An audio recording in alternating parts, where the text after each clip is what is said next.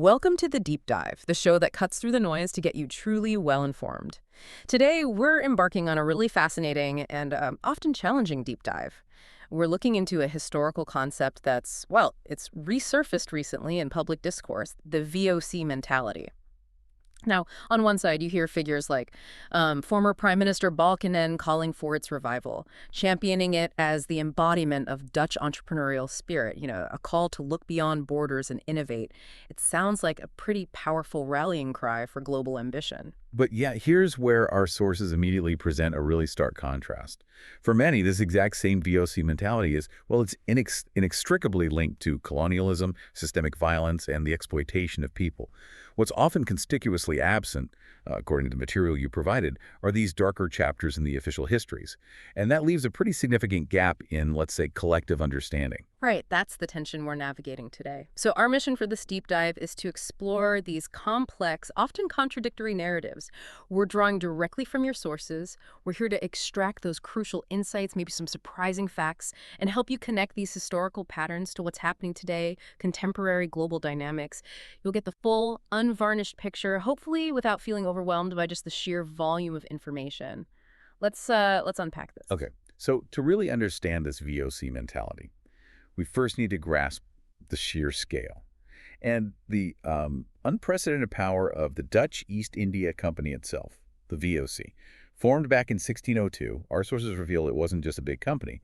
In terms of equity and revenue, it was historically the largest company ever. Ever? Yeah, think about that. Yeah. Larger than even modern giants like Microsoft, NVIDIA, or Google when you adjust for economic scale. Wow. That puts things into an entirely different perspective, and it began by consolidating what was effectively a collection of competing Dutch shipping chambers from cities like Delft, Rotterdam. Exactly. Amsterdam, Hoorn, yeah. 6 or 7 of them pulled into one unified enterprise. That's quite an early example of a corporate merger, isn't it? It really is. And the VOC wasn't just about immense scale. It pioneered financial innovations that, well, they laid the groundwork for modern capitalism. Crucially, it revolutionized risk spreading. It allowed investors to buy shares in the entire venture, not just individual voyages or ships. Ah, okay, so spreading the risk much wider. Precisely. And this enabled varied investment levels. You had minimum capital of, say, 3,000 guilders for larger investors, but also a more accessible people's share for as little as 50 guilders. Though, as the source notes, major shareholders like Isaac Lemre invested truly colossal sums, reportedly 850,000 guilders. 850,000. That's staggering for the time, so it was truly a financial trailblazer. But this wasn't just a commercial entity, was it? It sounds like it operated like a state within a state. The states of Holland granted it extraordinary powers through its octroi, its charter. What did that actually mean in practice? Well, it meant the VOC held astonishing sovereign powers. I mean, really sovereign. This charter allowed the company to mint its own money. Its own money? Yeah, and conclude treaties with foreign powers, wage wars, seize foreign goods, even establish settlements and fortifications. This effectively made the VOC an independent, state-like entity. It had its own army, its own navy. Incredible. Internally, while policies were strict-like, only Calvinists were typically allowed in senior positions. It's notable that the VOC welcomed Huguenots and Sephardic Jews, sometimes referred to as crypto-Jews or Moranos in the source, people who were seeking refuge from persecution elsewhere in Europe. That's a fascinating detail. It reveals a kind of complex tapestry of pragmatism and policy. But, okay, beneath this veneer of financial innovation and state-like power, there was a deeply grim human cost. What was life actually like for the common crew members, the vast majority of those sailing for the VOC? Yeah, the sources paint a really stark picture here.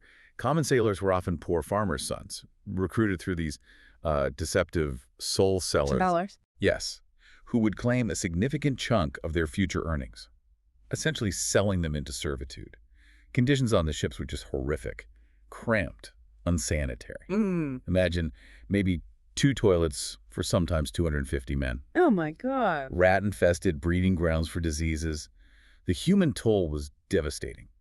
Thousands of sailors and soldiers, many of them German mercenaries actually, perished from scurvy, malaria, typhus, either during the voyages or abroad. And these losses weren't even recorded. That's the thing. These immense losses, unlike the financial gains, were conspicuously not recorded in the VOC's profit and loss statements, effectively making them invisible in the company's books. Unrecorded losses, but very real, unimaginable human suffering. And it sounds like there is a huge disparity in treatment between the ranks as well. Oh, absolutely.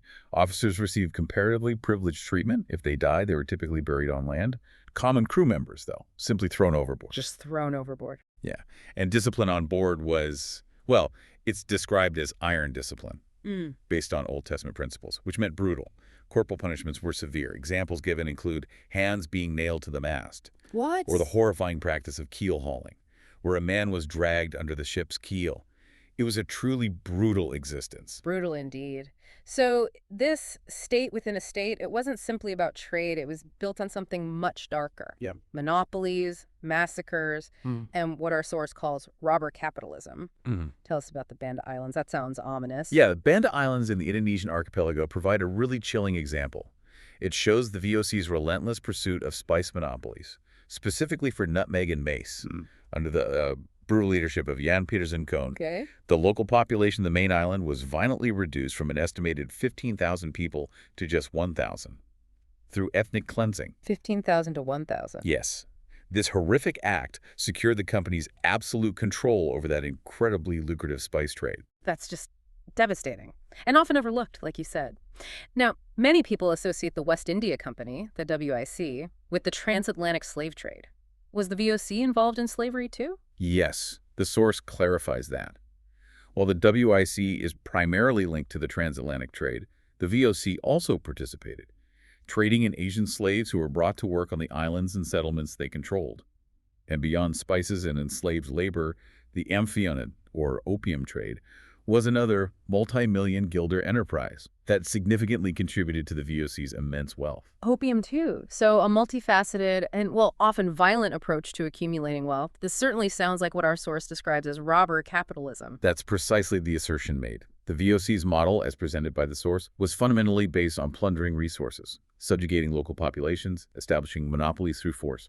The development of Batavia, which is modern-day Jakarta, is cited as another prime example, built entirely at the expense of its indigenous inhabitants. Okay, so if Cohen and his men were the executors of these violent policies on the ground, who were the real beneficiaries? The source seems to argue that while figures like Cohen are now, rightly, being scrutinized, the actual economic and financial power brokers, the Huron Seventh, the board of directors, The Gentleman 17, yeah. and the major shareholders, they remained largely untouched by historical criticism, just accumulating wealth back in Amsterdam. Exactly, and this brings us to a crucial concept highlighted in the sources: privatizing profits, socializing costs. This historical dynamic, the source argues, connects directly to contemporary debates, particularly regarding reparations for the Dutch slave trade. How so? Well, the core argument presented is that instead of burdening current taxpayers for, say, research payments, like that initial €200 million payment mentioned, the financial responsibility should fall on the descendant families. The families who accumulated vast wealth directly from the slave and opium trades because their involvement is apparently well documented. Okay, so it's a call for direct accountability from those whose ancestors profited, rather than a generalized societal cost. That really redefines how we might view historical and maybe even modern corporate responsibility, doesn't it? It absolutely does. And the source goes further. It asserts that even the Dutch royal family, the House of Orange, amassed significant wealth through slave and opium trading, especially as the VOC's power waned and its assets were eventually transferred to the Dutch state. Wow. Okay, this sounds like a pattern that goes beyond just the VOC itself. Let's shift gears slightly. Talk about the birth of the stock market. The Amsterdam Stock Exchange was the world's first market for tradable shares, including VOC shares, right? And then there's the famous tulip mania. Indeed. Tulip mania, roughly 1634 to 1637, it's documented as the world's first recorded speculative bubble and subsequent stock market crash, driven by just rampant speculation in tulip bulbs, especially those with unique color patterns caused by a virus, making them rare and desirable. Right, the broken tulips. Exactly. At its peak, some single tulip bulbs were literally valued more highly than entire houses in Amsterdam. It's still hard to wrap your head around. A flower bulb worth more than a house. What does that tell us? Well, it illustrates the extreme irrationality that can grip markets sometimes. This speculative bubble eventually burst, obviously, leading to widespread financial ruin for many people. And our source draws a direct parallel to modern phenomena, like Bitcoin, for example, suggesting that the underlying human drivers, greed and the fear of missing out, they remain pretty much unchanged over centuries, regardless of the asset being traded. It sounds like a timeless lesson in human behavior, really. And this leads to a broader critique found in our source of Western values. That's right. The source critically examines what it sees as a core problem in the Western world: the prioritization of money above, well, almost everything else. This perspective suggests a willingness to, quote, sell enterprises to the devil for profit, often at the expense of ethical values, family heritage, independence. It suggests a fundamental societal shift where financial gain can just overshadow all other considerations. This all ties into a deeper look at Dutch identity, doesn't it? This deeply ingrained koopmanschap, the merchant spirit. Our source offers a vivid anecdote to illustrate this. It claims that while a German might dissect a product to understand its mechanics, a Dutchman's first question is often, what does it cost? Immediately thinking about profitable resale. Is that fair? Well, it speaks to an undeniable, almost instinctive entrepreneurial drive, according to the source. And there's a deep-seated pride in this. You see it in how Dutch individuals successfully established businesses globally, from Spain to Curaçao. Yet, as the source points out, this pride exists in tension with the need to acknowledge the often dark colonial origins of this very spirit and its historical practices. So it's about embracing the complexities of history, the good and the bad, the light and the shadow. And you mentioned earlier the Netherlands being called the Israel of the North due to its historical Jewish presence in trade cities. That's intriguing. Yes, in cities like Amsterdam and Antwerp, there was a significant Jewish presence that contributed to this historical moniker. The source even mentions some intriguing local connections, like the island of Texel being referred to as the Jerusalem of the North. Texel. Yeah, with its multiple Reformed churches in Oostrand. And there's even a speculative link mentioned between the island's name, its historical textile production, and a textile of God. The presence of the Red Lion of Judah on Texel's coat of arms is also noted as potentially significant. Historically, the prohibition on lending money at interest by Catholic and Muslim faiths meant that Jewish people often took on roles as moneylenders and tax collectors, which, sometimes fueled resentment, sort of akin to the character Shylock in Shakespeare's The Merchant of Venice. Right, that sheds light on some truly complex historical dynamics. And then there's this fascinating, though admittedly speculative, theory from a Leiden archivist about ancient Hebrew tribal connections to Dutch regions. It's a compelling theory presented in the source, yes, though definitely speculative. The archivist suggests that the Hebrew tribe of Issachar were the ancestors of the Frisians, described in biblical texts as strong-boned donkeys, hardworking in cattle farming connected to the sea. This is linked to Frisian livestock, their horses, their historical connection to harbors. Okay. And the tribe of Zebulun is identified in this theory as the Hollanders, their name meaning elevation, associated with reclaiming land from the sea, and being a trading people destined for wealth. Fascinating. And the Pilgrim Fathers, there's a connection to U.S. presidents mentioned as well, right? That sounds quite specific. Indeed. The source highlights some, pretty striking genealogical research presented by this archivist. It links the Pilgrim Fathers, who sailed on the Mayflower to America, to the Hebrew tribe of Manasseh. And even more compellingly, or perhaps controversially, this research apparently traces connections from these Pilgrim Father descendants directly to U.S. presidents, like George W. Bush and Barack Obama. Bush and Obama, from the same lineage traced back that far. That's the claim presented in our source material. Highly speculative, as we said, but a very intriguing thread. That's quite the historical leap. Wow. Okay, so building on these deep historical and cultural insights, our source then broadens its scope quite a bit. It argues that many of these historical patterns, power, accountability, profit, continue to play out today in contemporary global dynamics. Let's look at some of the highly contentious viewpoints it presents regarding modern democracy and geopolitics. Now, first, the source offers a critique of modern democracy itself. It reiterates the historical oligarchic nature of the Dutch Republic, and then pivots to a critique of the current Dutch party list electoral system. Right.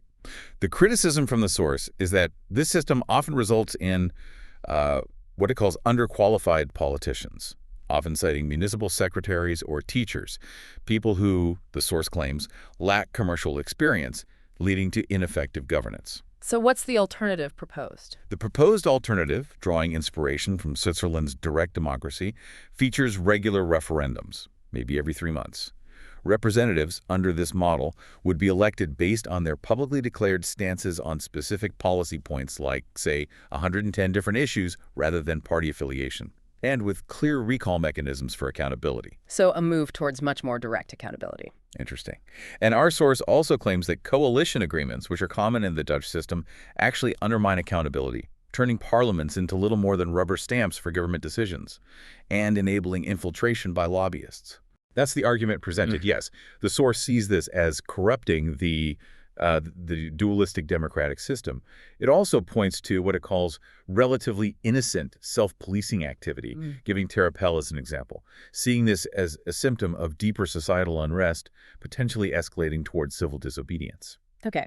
Now, as we move into this next segment, it's really crucial to reiterate for everyone listening, we are simply reporting what the source claims. We are not endorsing any of these viewpoints ourselves. We're presenting them impartially as part of the material you've provided for this deep dive. With that said, the source draws a direct and often graphic comparison between the VOC's historical violence and the current conflict in Gaza, citing claims of 50,000 casualties, intentional starvation, and the use of what it calls the Hannibal Directive, which, according to the source, refers to a controversial Israeli military protocol. Yes, and the source further criticizes what it terms Western media for promoting a one-sided, eternal victimhood narrative.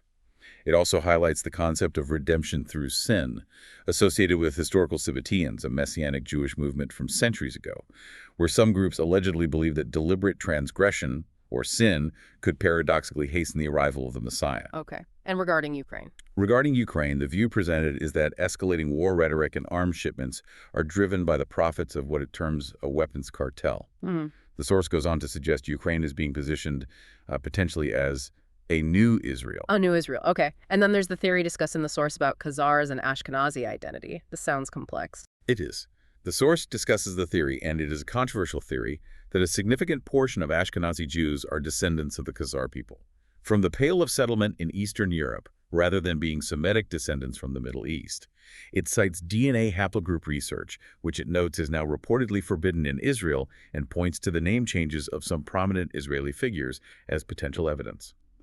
This is then linked by the source to the controversial role some figures identified as Ashkenazi Jews, like Trotsky and Jagoda, played in historical events like the Russian Revolution. Right. Again, very contentious historical interpretations presented there.